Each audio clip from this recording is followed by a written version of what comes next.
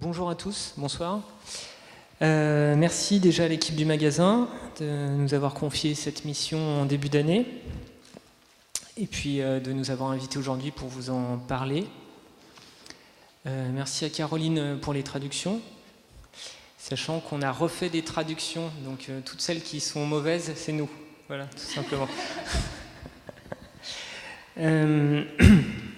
Le travail qu'on va vous présenter ce soir, donc vous l'avez compris, c'est un travail, une étude qui s'est faite sur le magasin, donc ce bâtiment. Alors je dis ce bâtiment parce que c'est pas que sur l'entité magasin en tant que centre d'art. Vous allez comprendre un petit peu plus. On s'est vraiment posé la question de qu'est-ce que cet édifice apporte au quartier, à la ville de Grenoble, à son département et à la planète en général. Ce qu'on va tenter de faire pour s'inscrire vraiment dans le cadre de cette semaine, c'est de parler d'approches sensibles dans l'architecture. On a tendance parfois à l'oublier, nous-mêmes qui sommes des professionnels, de se dire que finalement, ce qu'on construit, c'est pas seulement des matériaux mis en œuvre, derrière, il dégage. Très bien. Donc tu traduis au fur et à mesure. On te donne un micro. Voilà. Tu veux faire un point dès maintenant? So this is a study about Le Magasin, but you'll see it's not only the building, but it's also how, not just Le Magasin as the art center. So it's the building. It's not just Le Magasin as the art center. It's also its rapport with its surroundings. I'm sorry.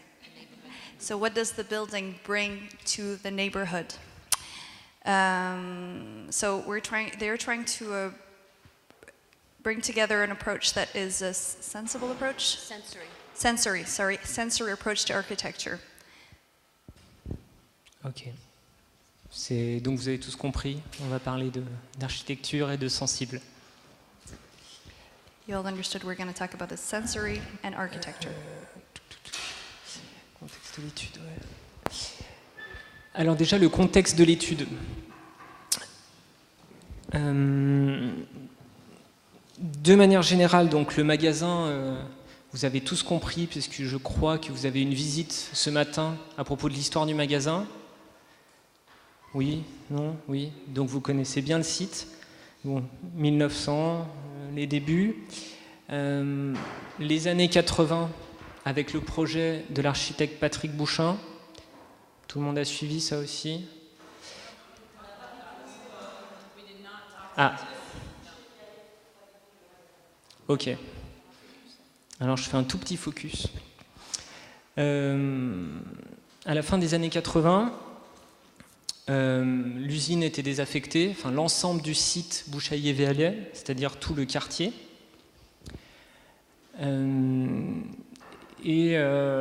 Par une multitude en fait, d'événements est arrivée l'idée de créer un centre d'art contemporain à Grenoble de manière temporaire. Et un architecte qui s'appelle Patrick Bouchain a été nommé pour faire ce projet. C'était son premier projet. C'est un architecte qui travaillait plutôt dans le domaine de la scénographie ou avec le spectacle vivant en général.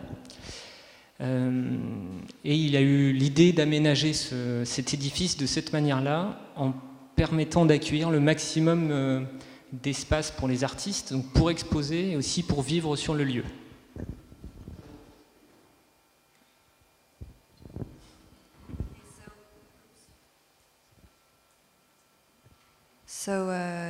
So we're not going to go back to this site that we talked about this morning, starting in the 19th century, but we'd like to do a special focus at the end of the 1980s.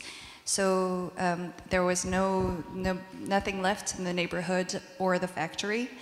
And in the 1980s, a lot of events led to the idea of actually building a temporary art center here. And there was an architect, Patrick Bouchain, that was nominated for the project. His background was in scenography and live performance, and the idea was to build a space for artists and for their exhibitions. Donc cette installation temporaire a perduré jusqu'à aujourd'hui, avec quelques petits travaux pour réajuster en fonction des besoins et de l'altération du bâtiment. Et donc on en est arrivé, nous, à découvrir cet édifice peu de temps après la nouvelle équipe qui est arrivée sur place. Et donc l'étude que l'on a menée s'inscrit dans ce cadre, c'est de se dire, ce bâtiment qui a plus de 100 ans, qui a un aménagement qui a plus de 30 ans, comment doit-il se modifier, évoluer en tout cas, pour accompagner le projet de la nouvelle équipe et l'évolution de l'art contemporain en général ou des arts contemporains. Okay, so they discovered this building shortly after the new team took over, the new team at the Magasin, and this study was conducted as a way of answering the question: how does a building that is more than 100 years old meet the expectations of this place and also of the art world that is in constant change, or contemporary artwork? Yeah.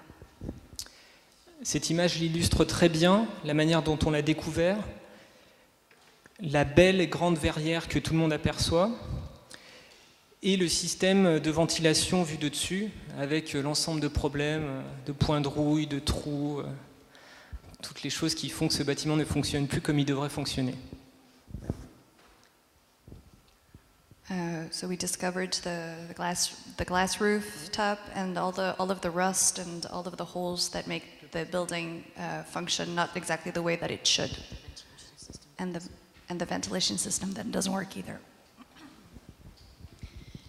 Donc la demande de l'équipe du magasin a été de faire une première étude de diagnostic pour se rendre compte un peu de l'état du bâtiment. Donc c'était une étude sur l'amélioration du confort de travail dans un premier temps, donc le confort lié à la thermique, acoustique et puis l'ambiance de travail générale. Et donc pour ça, on s'est regroupé en équipe pour répondre. Grenoble, le magasin pour Grenoble, c'est un bâtiment emblématique. Et pour nous, 2 agences grenobloises, c'était important de mettre les moyens pour répondre correctement à la demande.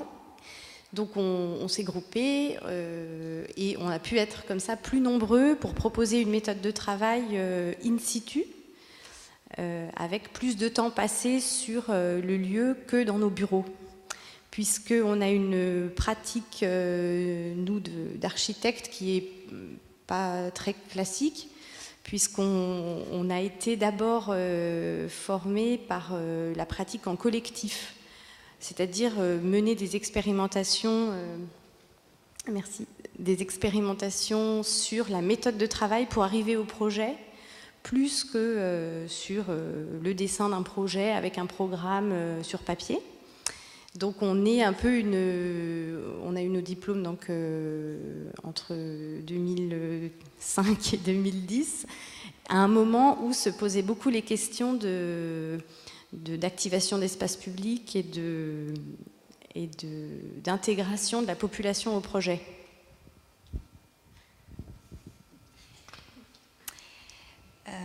So we conducted a diagnostic study, and the idea was to make the workspace better, so both the acoustic and the thermic systems.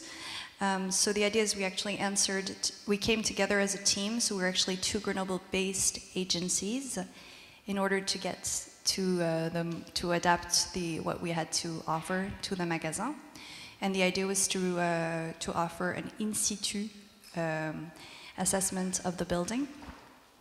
And so we needed to spend more time in the space than in our offices.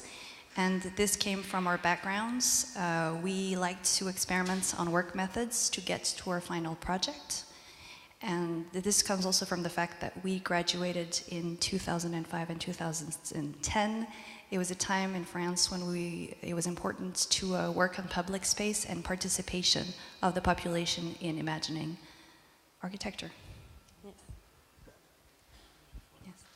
Yes, and they come from a collective background before architecture.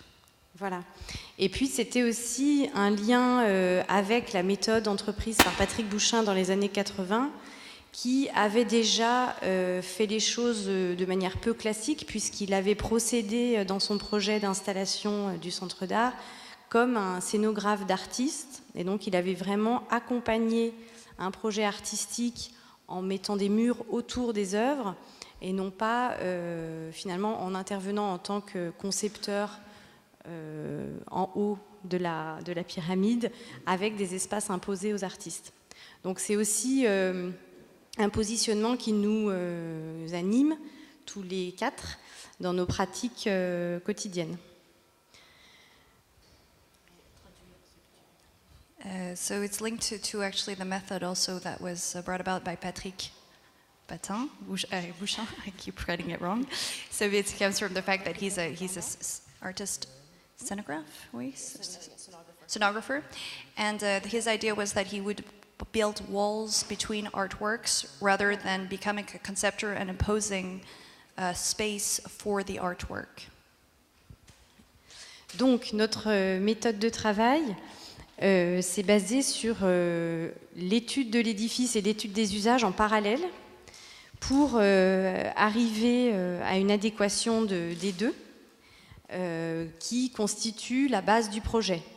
Donc on a à la fois une étude de l'édifice scientifique et sensible et une étude des usages scientifique et sensible. Donc on a vraiment cette balance qui a été possible grâce à l'outil de ce qu'on a appelé la permanence architecturale.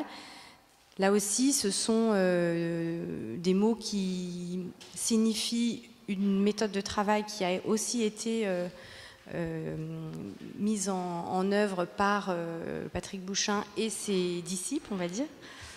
La permanence architecturale, c'est de rester sur un lieu et de convoquer les usagers, de travailler avec eux, de vivre un petit peu leur quotidien.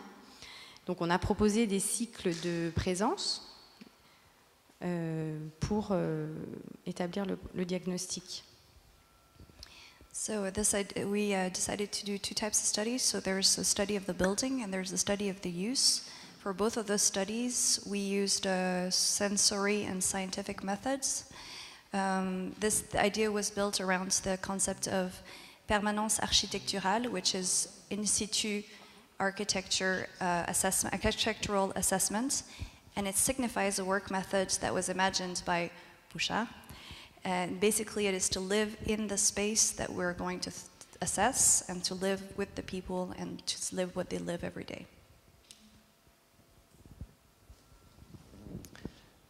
Alors,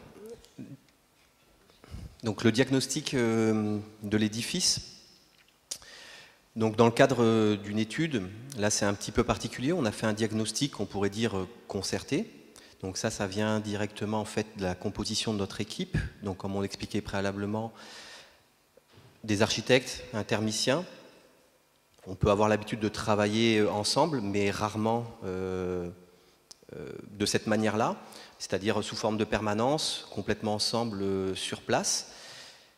Le pourquoi en fait de ce diagnostic, ce que l'on souhaite à cette étape-là, en fait, c'est comprendre le bâtiment, comprendre ce qui s'y passe, comment il fonctionne, et on va s'attacher à regarder plusieurs critères. Les aspects structurels, par exemple, mais également les aspects, tout ce qui va être composition des parois, ou leur aspect également, vraiment.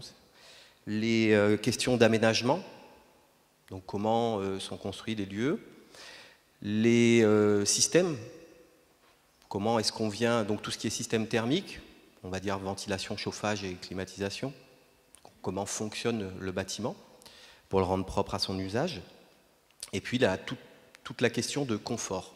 Et en fait, chaque fois qu'on s'est attelé à essayer d'observer l'un de ces critères, on a toujours essayé de garder cette approche à la fois sensible et plutôt mesurée, donc plutôt scientifique, donc à la fois un regard objectif et un regard plutôt subjectif. Voilà.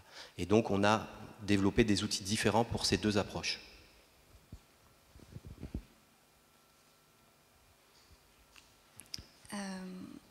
So we tried to. So we are architects, and there's a thermician. So we may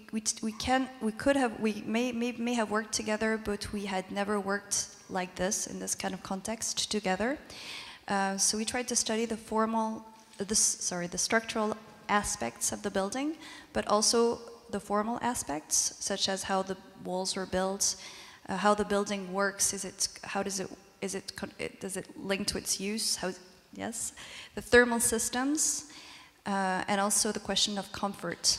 So for all of these different criteria that we were able to study the space in regards to, we tried to have the same approach. That means both the sensory approach and the scientific approach.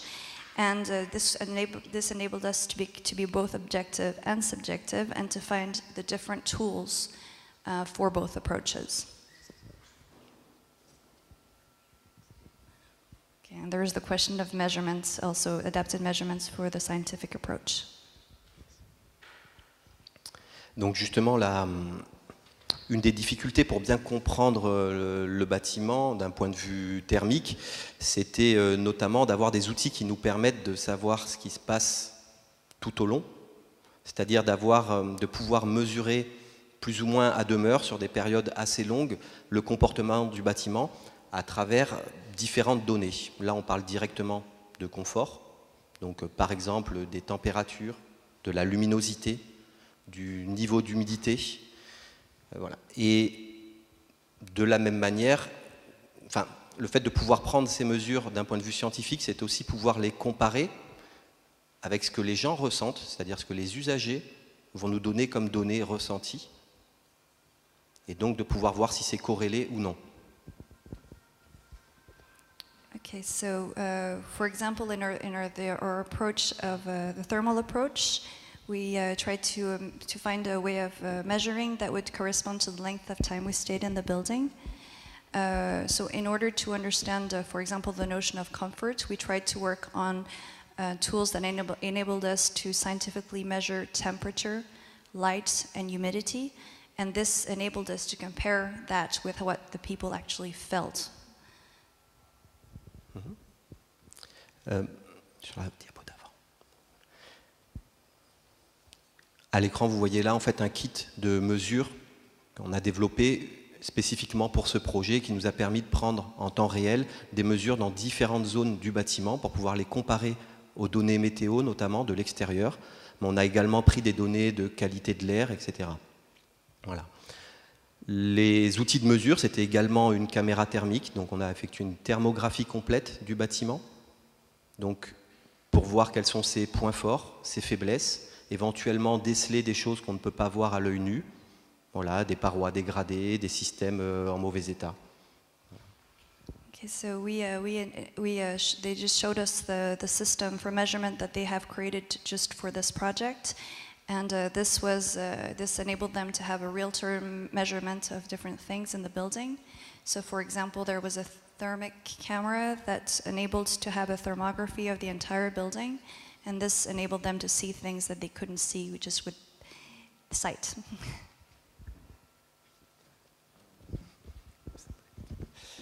À partir de toutes ces données, on essaye de retranscrire en fait tout ça. Donc là, vous voyez en fait une coupe de principe du bâtiment, donc avec à la fois le comportement thermique du bâtiment en période d'hiver, donc en période de chauffe en haut, et en fait la même chose en période de surchauffe, donc là pour le coup en période estivale en bas.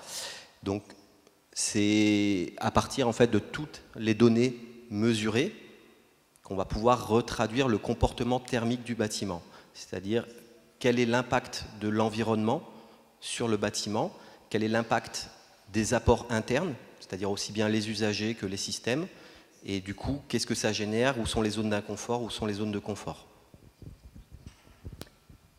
So with all the data, this is the side view of the building. So you see they try to study the impact of the environment on the building. So on the top you have the winter, and then the bottom you have the summer.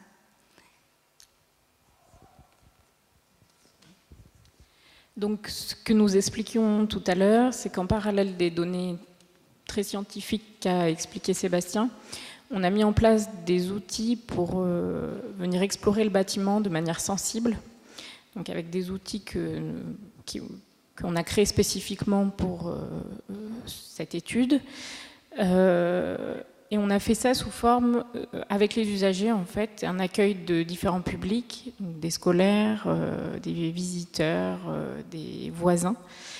Et on a mis en place des fiches en fait qui permettaient d'explorer le bâtiment de manière individuelle ou collective et sur lequel on récoltait les différentes données sensibles. Donc données sensibles, ça peut être comment est-ce qu'on peut ressentir par exemple une lumière, là où on avait des choses qui étaient très mesurées de manière scientifique. Sur la partie sensible, les usagers en fait vraiment pouvaient donner leur ressenti.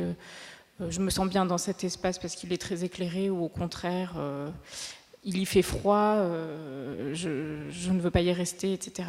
Donc on a récolté une multitude comme ça de ressentis d'usagers, et de cette collecte, on a pu...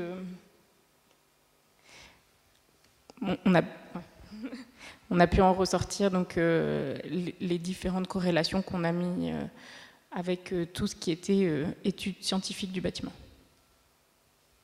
Okay, so aside from the scientific tools that we invented, we also had a sensory approach. So the tools that were invented for this particular study was a handout that they handed out to the visitors, and it was meant to explore the building. And the idea was to gather data from all of the visitors, children, etc. And one of the questions, for example, was how was the light felt? Or how the visitors in general felt the space, and then when they gathered that data, they confronted it with what they had found in with their scientific approach. Parmi ces outils, on a aussi mis en place comme vous pouvez le voir sur cette image, une grande carte, une vue aérienne en fait du quartier entier, sur lequel on a pu récolter différentes données usagées aussi. Du type quels sont les lieux que vous avez déjà fréquentés, d'où venez-vous, par où arrivez-vous, pour mieux comprendre aussi les différents flux qu'il peut y avoir dans le quartier et la visibilité du magasin dans le site. Amongst the tools that we invented, there was a large map of the entire neighborhood, and there were places, for example, they were asked what places they had been to, and also, so it was a way to study the movements within the neighborhood and where we could see the magasin from within that neighborhood. Donc au travers de toutes ces différentes données, que ce soit scientifiques ou sensibles, nous avons élaboré des synthèses à travers de cartes de ce type. Donc là, c'est une carte qui traduit les systèmes thermiques et de ventilation, mais à laquelle est associée des phrases donc, qui ont été dites par les usagers et les passants, donc qui permettent de comprendre à la fois le bâtiment d'une manière scientifique et d'une manière plus sensible. Donc ça, pour exemple, c'était une carte qui parlait des systèmes. On en a une autre ensuite qui parle de lumière. Donc, et on en a fait une multitude sur les différentes thématiques. Donc, par exemple, là, on peut voir sur cette carte les zones les plus sombres, qui sont les zones les plus sombres, et les zones blanches qui sont des zones très, très éclairées. Et en complément, on a des phrases qui ont été dites par les usagers, comme par exemple dans la rue, une lumière naturelle, forte, vive et agréable. Donc on a corrélé tout ça pour avoir quelque chose de relativement complet. So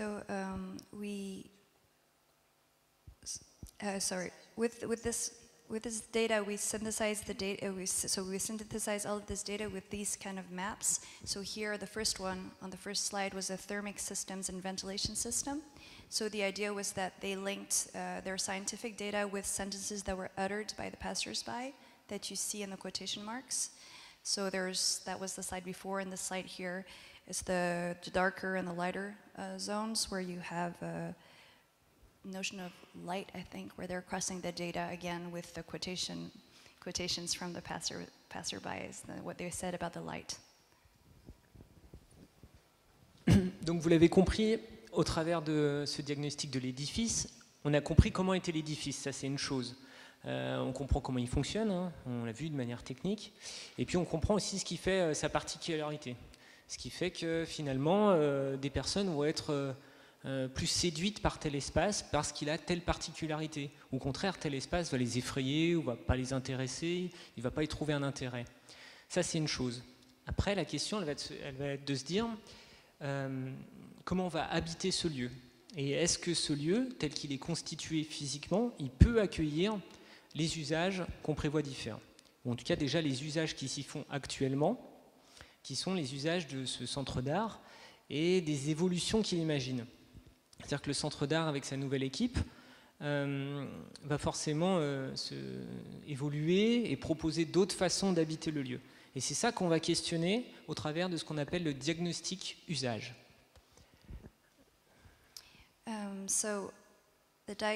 This was the diagnostic of the building, how it functions. Now we're going to try to think about what is so specific about it. So we heard that some people can think that such a space can be scary, such a space can be very pleasant. But the questions that they ask themselves is how can we inhabit this particular place? And how could we adapt this space to its potential new uses and perhaps to its transformation? Ce qui est rapidement apparu au travers de l'étude de l'édifice et de ce qu'on pouvait percevoir via notre présence sur place, c'était que cet édifice était très grand, mais manquait d'espace. C'était dit, redit, on n'a parlé que de ça pendant des mois. Et finalement, en fonction des besoins qui ont été exprimés, de ce qu'on pouvait percevoir dans le site, on s'est rendu compte qu'il y avait finalement deux choses. On avait un noyau qui constituait le cœur du centre d'art, c'est-à-dire le cœur, le minimum en fait qu'on peut avoir pour faire fonctionner ce lieu et pour qu'il puisse accomplir sa mission, ainsi qu'une chair qui est autour, c'est-à-dire ces espaces disponibles temporairement ou finalement presque tout le temps. Certains espaces ne sont pas du tout exploités. Et finalement, ces espaces qu'on a appelés la chair, qu'on définit comme étant des lieux de possibles, où d'autres choses peuvent arriver, qui peuvent être en lien très proche avec le centre d'art ou pas du tout. Et c'est ça qu'on va tenter de comprendre et de découvrir au travers de deux ateliers. Okay, so with our inner study of the building, the first thing we noticed was that it was a very large space, but that there was not enough room. So there were, in the needs, what we identified were two things for this art center. The first one, so this was in the previous slide, the first one was the core.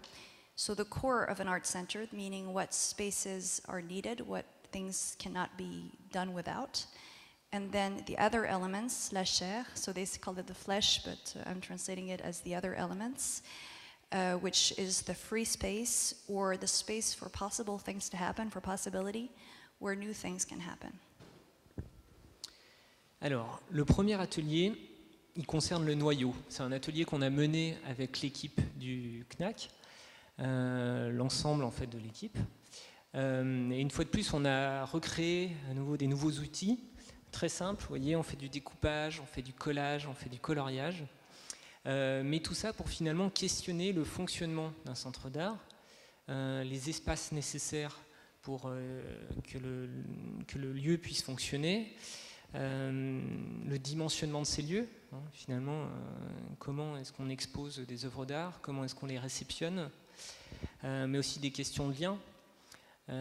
Cette équipe en fait qui vit au travers de ce lieu, entre quel espace et quel espace elle a besoin d'avoir un lien direct. Est-ce qu'elle a nécessité à mettre son manteau pour passer 2 minutes dans l'espace de réception des œuvres pour noter une référence? Voilà. Ce genre de choses en fait est questionné au travers d'un organigramme. Cet organigramme, c'est finalement un assemblage d'espaces identifiés, précisés, qui sont organisés de façon à faire vivre réellement les usagers dans ce lieu. Et ce sont finalement des espaces qui sont aussi symboliques ou théoriques, c'est-à-dire qu'on n'est pas encore dans le vrai lieu. On pose la question globale du fonctionnement.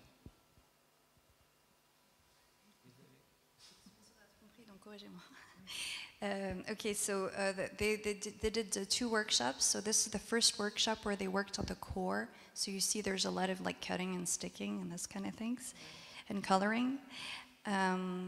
So they were thinking about how do people exhibit the artwork, how do we experience the artwork, but also questions such as do we need to put on our coat before we go experience such a thing in the art center and then leave 2 minutes later.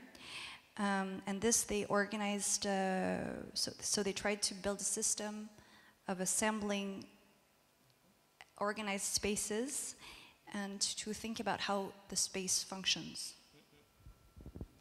Perfect.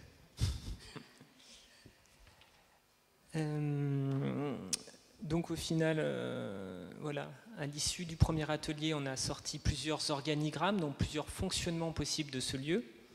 Et on a surtout identifié ces fameux espaces de possibles, ces espaces libres, qui finalement ne sont pas essentiels au fonctionnement du CNAC, mais qui peuvent être essentiels dans sa dynamique avec le quartier. C'est-à-dire qu'une grande volonté aussi est de se dire comment le quartier, comment le lieu va pouvoir interagir avec son territoire, donc avec le quartier proche, les voisins, les commerçants en face, les espaces associatifs qui se trouvent autour, finalement tous les gens qui habitent ce territoire, et puis plus largement la ville de Grenoble, le bassin grenoblois, le département et autres. Ce qui a été donc l'objet de l'atelier numéro 2. Et l'atelier numéro 2 a consisté à inviter des gens qui sont des voisins ou des gens un peu plus éloignés, des gens qui vivent aussi dans des lieux complètement différents qu'un centre d'art, certains qui n'ont peut-être jamais mis les pieds, d'autres qui sont habitués au centre d'art et qui connaissent bien le fonctionnement, des artistes, du public, des enseignants qui emmènent souvent leurs élèves visiter des expositions. Bref, tout un tas de personnes qui peuvent avoir un rapport de près ou de loin avec ce centre d'art, et ce centre d'art en particulier. C'est-à-dire que les voisins qui sont vraiment juste en face et qui n'ont même jamais mis les pieds ont été sollicités pour participer à ces ateliers.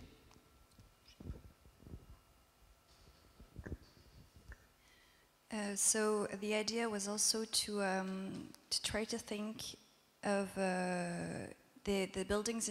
So we're going to talk about the second workshop. The second idea was to try to think about how this building also was integrated inside the neighborhood and how it interacted with its surrounding community. Surrounding community meaning being both the neighborhood but also even more largely the Grenoble area. So the objective of that workshop was to invite people who had some kind of contact with the building, and this could be people from the neighborhood. It could also be people who had never set foot in an art center, but that were around, teachers who had brought their students here, or even the neighbors from across the way who had never actually been inside the building. So they had a lot of different people, basically, who had contact with the building come. Une fois de plus, on crée des outils pour réfléchir ensemble, travailler de manière collective, échanger, de manière à ce que chacun puisse apporter son expérience et ses réflexions vis-à-vis de différentes thématiques. Des thématiques qu'on a pu identifier au préalable, et qui sont des sujets qui sont reliés évidemment au centre d'art, mais également à des sujets de société, des sujets qui sont en lien à la ville de Grenoble et qui sont en lien aussi aux problématiques ou aux logiques actuelles de notre société. Donc les 3 thèmes qu'on avait imaginés, est-ce qu'on les voit là? Je ne sais pas. On ne les voit pas. Il y avait art et nature, art et société, art et culture. L'idée a été de laisser à ces personnes invitées, une 50aine environ, le choix de la thématique afin de s'investir en fait dans une table où il y avait à peu près 5-6 personnes qui réfléchissaient ensemble à ce thème et qui faisaient émerger soit des idées, soit des réflexions, soit des logiques de projet, voire des références de choses qui existent déjà, qui se font ailleurs ou à 2 pas du magasin et dont on n'a pas connaissance. Okay, so the idea was they tried to work so collectively. They invented this type of collective work, and they decided to build the reflection around different themes that they had checked beforehand. Themes that were linked to the art center and that were linked to the city of Grenoble, but also that were linked to larger societal issues. So there were 3 main themes.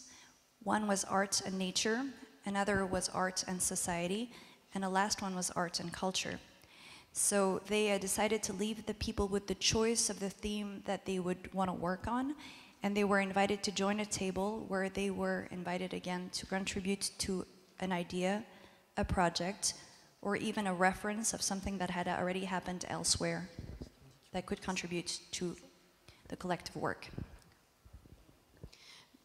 Donc les tables thématiques, plus les ateliers, plus finalement toutes les données subjectives ont été synthétisées. Finalement, on a toujours synthétisé par rapport à toutes les grandes données qu'on avait au départ. Tout cela a été synthétisé pour avoir des thématiques de projet qui sont donc toujours liées à notre noyau dur de fonctionnement et puis les possibles espaces autour que pourrait accueillir le magasin. Puisqu'on part toujours du postulat que le magasin est une immense halle, que le centre d'art a des galeries, des bureaux qui sont à réaménager mais qui sont indispensables, et puis qu'il y a d'autres salles comme celle où on est ici qui pourraient être mutualisables avec d'autres structures. Donc en gros, ce serait un petit peu long à détailler, mais en gros nous avons identifié des thématiques d'espace qui sont des espaces de convivialité en rose, qui pourraient être un restaurant, un espace convivial avec internet, terrasse, un coin de lecture, des espaces libres qui seraient plutôt liés à l'activité de jardin et d'espaces publics ou semi-publics, des espaces de fabrique. La volonté pour beaucoup de visiteurs est aussi de se dire qu'on a envie de venir fabriquer des choses ici, peut-être participer à des ateliers type Fab Lab, mais ce ne sera pas un Fab Lab, mais de ce type. Et puis des espaces à disposition, donc, pour compléter cette chaire, qui sont des salles plutôt polyvalentes où on peut accueillir par exemple le yoga, comme je vois des tapis là dans la salle. Et puis le noyau dur du centre d'art qui resterait dans le lieu avec des galeries d'exposition, peut-être un petit peu moins généreuses qu'aujourd'hui, mais peut-être plus confortables. Une librairie, un accueil, une cuisine, salle à manger qui pourrait être partagée avec les autres activités du lieu, un auditorium, des lieux de stockage, et puis voilà, après les aspects techniques de sanitaire et autres.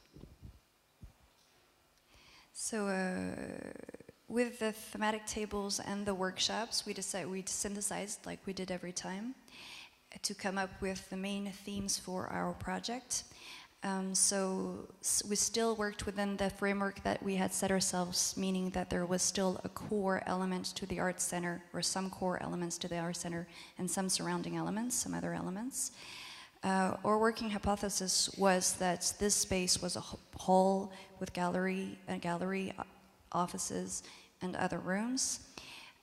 So we came up with the idea that there could be some congeniality spaces, like a restaurant, for example, here. There could also be free spaces that could be used for gardening or for public spaces, shared space with the outside. There could also be some fabric places to work, to do things in, like the Fab Lab or something like that. And there could also be some available spaces that could be used for yoga practice, for example. Now, in the core elements of the magasin, we still counted the art galleries, but they would maybe not be as big as they are today, but they would maybe be more user-friendly. There would still be the kitchen, the living room, the bookstore, the auditorium, the toilets, and the archives.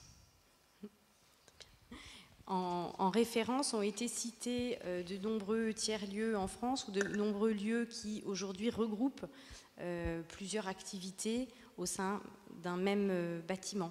Voilà. Donc on a eu aussi un travail sur les références. On n'avait pas tellement le temps aujourd'hui les montrer. Donc pour aller vers le projet, donc l'organigramme qui a été mis en forme suite à tous les ateliers, c'est celui-ci, hein, c'est celui qui reprend les propos de la diapo précédente plus les ateliers, qui en gros nous amène en fait à faire des grandes familles pour la suite du projet, de la mise en forme, qui sont liées à un contexte général, un contexte budgétaire, et puis à ce qu'on a perçu de l'édifice et de ses usages. Alors, en général, nous avons bien sûr remarqué l'évolution du monde de l'art contemporain aujourd'hui et de ses pratiques, notamment celle de l'exposition qui se fait peut-être beaucoup moins avec des œuvres monumentales, comme c'était le cas ici avec la rue. Vous avez tous traversé cette grande rue. Le magasin, il est identifié par cette rue qui accueillait pendant les 30 dernières années des œuvres monumentales. Et aujourd'hui, c'est quelque chose qui est assez remis en question, puisque c'est une pratique qui ne souhaite plus se dérouler ici. Donc l'édifice veut s'ouvrir avec une nouvelle programmation. En même temps, on est dans un équipement culturel emblématique de Grenoble, donc il y a beaucoup d'attentes et les Grenoblois ont un petit peu peur du changement. On a un bâtiment qui a un patrimoine, la Halle, puis Bouchain, mais surtout la Halle Eiffel. Et en même temps, on est dans un contexte de transition énergétique, c'est-à-dire qu'on ne peut plus, ça va de pair avec les contextes budgétaires, mais on ne peut plus dépenser autant pour chauffer le lieu, puisque les factures étaient en hausse constante et au niveau du chauffage, on arrivait à 60 000 € de chauffage par an. Et donc, dans un contexte où on a de moins en moins d'argent dans le milieu de la culture, il fallait trouver des nouvelles solutions. Donc le projet, il va s'inscrire là-dedans avec un redimensionnement des lieux, une amélioration des espaces de travail, notamment sur le confort, et puis une nécessité d'ouverture, puisqu'il y a aussi une grande porte bleue à l'entrée qui ferme l'espace et qui a été depuis toujours un petit peu problématique, c'est-à-dire est-ce qu'on est dans un espace clos, est-ce qu'on ouvre ses portes plus souvent, est-ce que les gens osent rentrer. En tout cas, ce qui est ressorti des ateliers, c'est que cette porte était très opaque et que la volonté dans le futur était peut-être de recréer un lien plus évident. Et en même temps, il y a un besoin dans le quartier, dans la ville de Grenoble, d'avoir des espaces un peu polyvalents, type salle de sport ou salle de réception ou auditorium. Je les ai mis là. So at the beginning, they actually did an inventory of the different places in France that had projects of third places like what they invented or they came up with here. So the inventory, they're not going to talk about it tonight because they don't have time. So the rest of what she said was actually read off the slide. In the world of the evolution, in the world of contemporary art, she did mention that before the main street in front of Le Magasin, there used to be very large artworks there, and this is no longer really the practice to have those kind of artworks here. So, for example, the space can be readapted to have the kind of artwork that is now in this space. The other thing that she mentioned was the notion of the increase in energy spending. That now the Magasin was spending 60,000 euros a year on energy bills, so they could no longer afford the heating here. So they had to redefine how they were going to work on the space. So the redimensioning of the spaces was important, and also the need to open up the space, because as you notice, there is a blue door that closes this space, and what came out of the workshops was that people thought that this space was this door was opaque, and so are people invited to come in? Should this door be open? Okay, this was one of the questions. For the rest, I'll let you read the slide as she goes. Is that okay? Okay. Et donc pour conclure, pour arriver vers les scénarios de projet, l'étude est vraiment une étude de faisabilité, de possible, Et le but était vraiment de repérer comment on pouvait créer les conditions de rencontre dans ces espaces-là. Idée qui a déjà été amorcée depuis l'arrivée de Béatrice Josse et de son équipe à travers des événements qui ont eu lieu ici au magasin, notamment la Nuit des idées, qui a eu lieu en janvier 2017 et qui a permis de donner, en tout cas nous, ça nous a donné une dimension complètement différente du lieu, puisque la Nuit des idées a accueilli, je ne sais pas, 800 personnes, il me semble, sur une soirée avec des tables de micro-conférences. Je ne sais pas si certains d'entre vous étaient là. Et ce système de micro-conférences a pris place dans les galeries. Donc les galeries se sont transformées finalement en un lieu polyvalent, en plateforme de savoir, qui n'aurait pas pu être possible finalement dans un auditorium ou dans un théâtre, puisqu'on a un rapport frontal entre l'intervenant et le public, un peu comme aujourd'hui. On a eu une plateforme très mobile, finalement, très riche, et puis un flux constant de personnes, sans pour autant être dans un espace où on se sentait submergé. Donc ça, c'est une première préfiguration, et nous, comme on aime beaucoup l'idée de préfigurer des espaces avant d'en faire des projets, cela nous a inspirés. So the scenarios for the project. So we did a study of feasibility, how we can make this space for encounters, for people to encounter in, to meet up in. So there was the Béatrice Josse that joined, and then there was another important moment, was the Nuit des idées, which happened a few months in January. Okay, happened in January. It was an event in which 800 people came here to discuss ideas. This gave them a completely different impression of what the space could be used for. It was in the form of micro-conferences that took place inside the gallery. It was a platform for knowledge, and the gallery space gave things that were not possible in an auditorium or a theater, where you have a very frontal approach to the speakers. It was a lot more mobile, and the people were able to move around.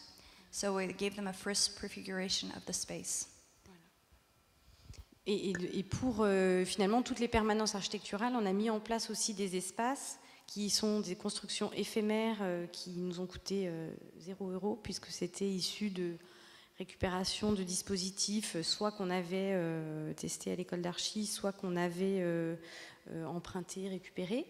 Bref, à chaque fois qu'on avait une permanence, on a testé une mise en espace dans la rue, puisque c'est un petit peu quand même la colonne vertébrale qui va être remise en question. Donc pour la première permanence, on a monté une tente en lycra extensible dans la rue qui accueillait le public, et puis lors de la restitution, on a fait autre chose.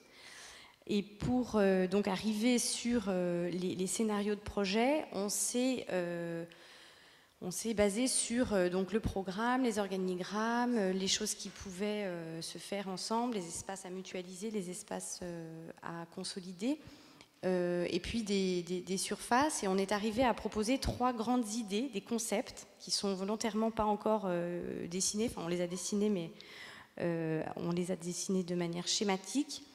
Les 3 scénarios sont donc assez divers, puisqu'ils ont des logiques thermiques que Sébastien va nous expliquer.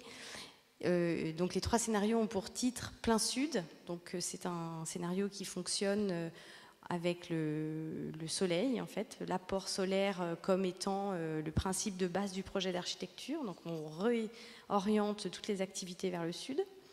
Les cimes, c'est un projet qui va aller chercher le ciel, la hauteur, pour être peut-être plus en communication avec les montagnes. Et puis les refuges, c'est un projet qui propose une multitude de petits espaces au sein de la halle qui regroupent différentes activités.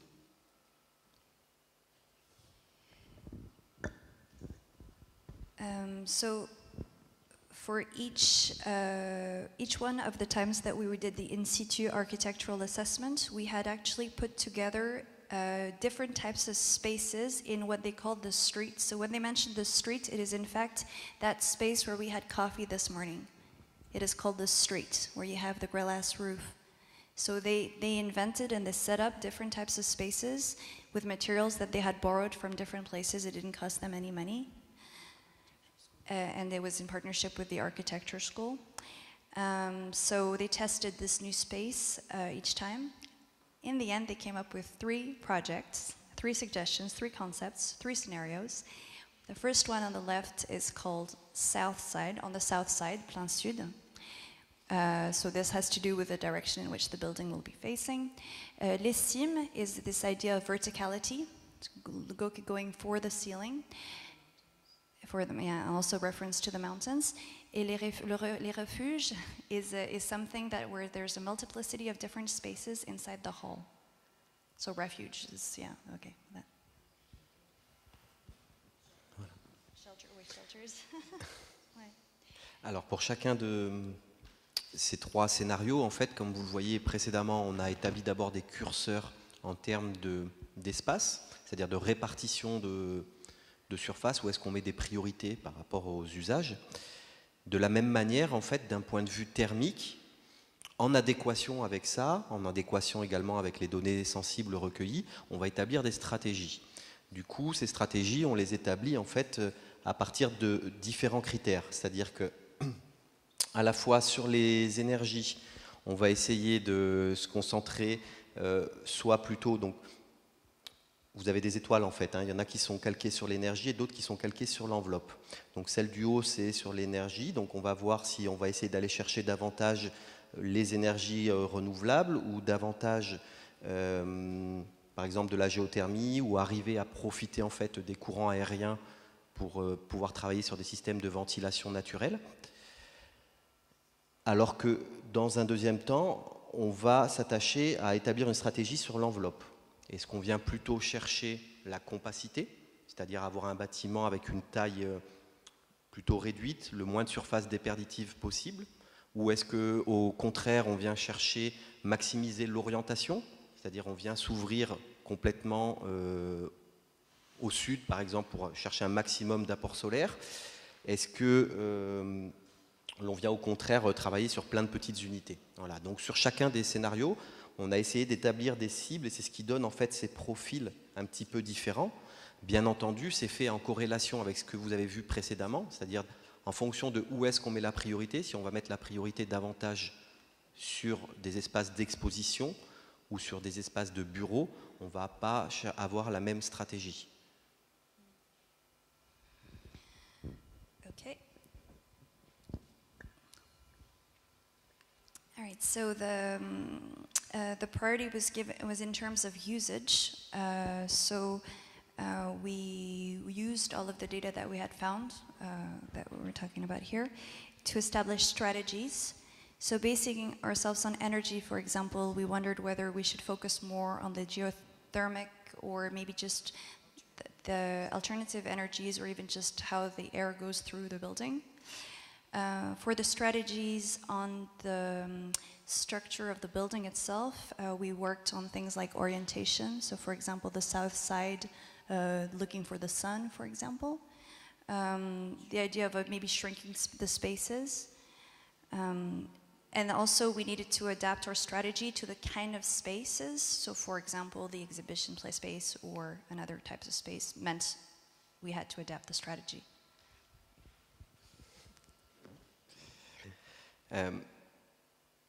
Voilà, donc on a retranscrit ça sous forme de coupes qui vous permettent un petit peu de voir les 3 parties pris, aussi bien d'un point de vue répartition de l'espace que d'un point de vue stratégie thermique, pour chacun des scénarios. Il faut savoir que dans chacun d'eux, nous avons adopté à chaque fois la démarche dite Négawatt, qui est une association qui a rédigé un plan de transition énergétique pour la France jusqu'à l'horizon 2050, qui permettrait de sortir des énergies fossiles et de s'orienter vers les énergies renouvelables, et dont le triptyque est sobriété, efficacité, renouvelable. Ça veut dire quoi? Ça veut dire que d'abord on travaille la sobriété, donc on vient travailler l'enveloppe, d'où les fameuses stratégies sur les enveloppes que vous avez vues tout à l'heure. où on vient, à travers plusieurs curseurs, toujours améliorer d'abord l'enveloppe dans laquelle on se trouve. Une fois qu'on a fait ce travail-là, on a réduit nos besoins, et là on va travailler sur les systèmes, et quand on a choisi nos systèmes, on les prend sur des énergies renouvelables. Et c'est pour ça que vous retrouvez à chaque fois ce travail sur l'enveloppe, où on a donc différentes stratégies, mais donc dans un premier scénario, on vient travailler vraiment sur 2 ailes distinctes et avoir des volumes compacts, à la fois une aile sud et une aile nord, avec une petite coursive qu'on peut distinguer en gris sous l'aile nord, qui va permettre de pouvoir circuler d'un espace à l'autre sans retourner dans la rue, donc sans devoir remettre sa veste, sans devoir générer des déperditions dans les volumes.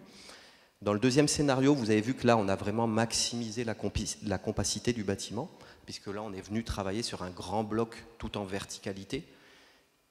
De la même manière que dans le 1, où on a construit une aile au sud, enfin, on est venu ouvrir complètement les façades sud. Dans le deuxième scénario, par le fait de s'élever, on vient récupérer tous les apports externes, donc les apports solaires par la verrière notamment. Et puis enfin, un troisième scénario, qui lui est un peu un mixte des deux, qui est plus étalé dans l'espace, où là on a essayé de dissocier, d'avoir en gros une partie qui est plus centre d'art et puis une partie qui serait plus autre, où finalement on a recherché de la compacité et de la concentration d'activité du CNAC dans une zone, pour à la fois plus de praticité, côté pratique pardon, pour l'équipe, à la fois réduire les besoins, puisqu'on n'a plus que des volumes qui sont en continuité, et également avec toujours cette stratégie de venir s'ouvrir vers le sud, mais là où on voit qu'on est vraiment sur plusieurs petites boîtes à coller les unes aux autres. D'où l'idée de refuge. Okay, so for each one of the scenarios, we followed actually the Negawatt program. Negawatt is an association, French association that works on giving a way of getting to the energy transition. So in that, so there are 3 keywords. Le troisième, c'était quoi? Sobriété, efficacité et... Okay. And renewable. Okay, so sobriety was the first one. Sobriety in that they tried to build surface structures that would make the space keep the energy in, basically. Efficiency, this is when they worked on the systems. And the third word was renewable. So in the first scenario that you have on the left, they have volumes that are more compact, and there is also a north and a south side. What was good about this particular project was that you didn't have to put on your coats to go between one space and the other. And it opens up the space to the south. In the second scenario, you have you take advantage more of the sun, from what I heard. Is that right? And the third scenario, you have actually 2 separate types of spaces. So they concentrated the activity in 2 different areas. So there is the concentration of the activity in one zone for practical reasons. Like, for example, the art center is all entirely in one zone. On the left. Magasin on the left. And Okay, so sorry. So that the art center part is on the left, sorry, and the other uses would be on the right.